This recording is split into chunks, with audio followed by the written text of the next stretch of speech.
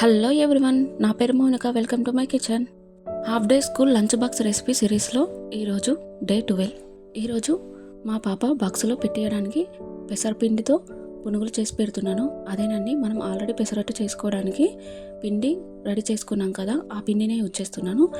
అదే పిండిలో 1 కప్పు బియ్య పిండి, చిన్నగా కట్ చేసుకున్న ఆనియన్స్ కాస్త ఎక్కువగానే వేసుకోండి, ఇందులో చాలా బాగుంటుంది. అలాగే కరివేపాకు, కొత్తిమీర చిన్న ముక్కలుగా కట్ చేసుకొని వేసుకోండి.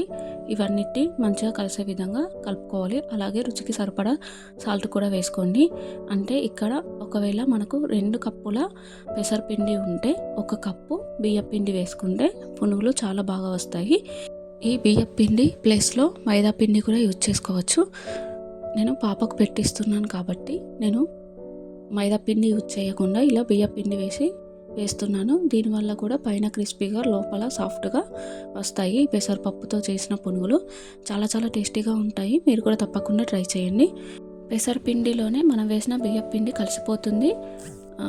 పునుగులు వేసుకునే కన్సిస్టెన్సీ వచ్చేస్తుంది. ఒకవేళ మీకు ఇంకా గట్టిగా అనిపిస్తుంది అనుకుంటే కొంచెం వాటర్ వేసుకుంటే సరిపోతుంది. మరి ఎక్కువ వాటర్ వేసుకుంటే పిండి లూజ్ అయితే ఆయిల్ ఎక్కువగా పీల్చేస్తుంది. జాగ్రత్తగా చూసి వేసుకోవాలి. ఇప్పుడు స్టవ్ వెలిగించి స్టవ్ పైన బౌల్ పెట్టుకొని డీప్ ఫ్రైకి సరిపడా ఆయిల్ వేయండి.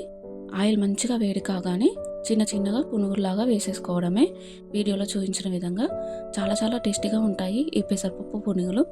దీంతో పల్లి చట్నీతో కానీ, టమాటా చట్నీతో కానీ సర్వ్ చేసుకున్నా చాలా బాగుంటాయి. నేనైతే ఇక్కడ పల్లి చట్నీతో సర్వ్ చేస్తున్నాను. మా పాపకి బాక్స్లో కట్టించాను పల్లి చట్నీతోనే. అంతే, ఈ పునుగులు తొందరగా వేగిపోతాయి ఆయిల్లో. ఇలా అటు ఇటు టర్న్ చేసుకుంటూ గోల్డెన్ బ్రౌన్ కలర్లోకి రాగానే టిష్యూ పేపర్ ఉన్న బౌల్లోకి తీసుకొని రూమ్ టెంపరేచర్లోకి వచ్చిన తర్వాత బాక్స్లో పెట్టేయండి. అంతే, టేస్టీ పెసరపప్పు పునుగులు రెడీ. బాక్స్లో వేసేటప్పుడు కూడా టిష్యూ పేపర్ వేస్తే పునుగులు మెత్తపడకుండా చాలా టేస్టీగా ఉంటాయి. అంతే, ఇక మా పాప వెళ్ళిన తర్వాత మేము కూడా సర్వ్ చేసుకొని పల్లి చట్నీతో తింటున్నాము. చాలా చాలా టేస్టీగా ఉన్నాయి. మీకు నచ్చిందని అనుకుంటున్నాను. నచ్చితే please like and subscribe. Thank you so much.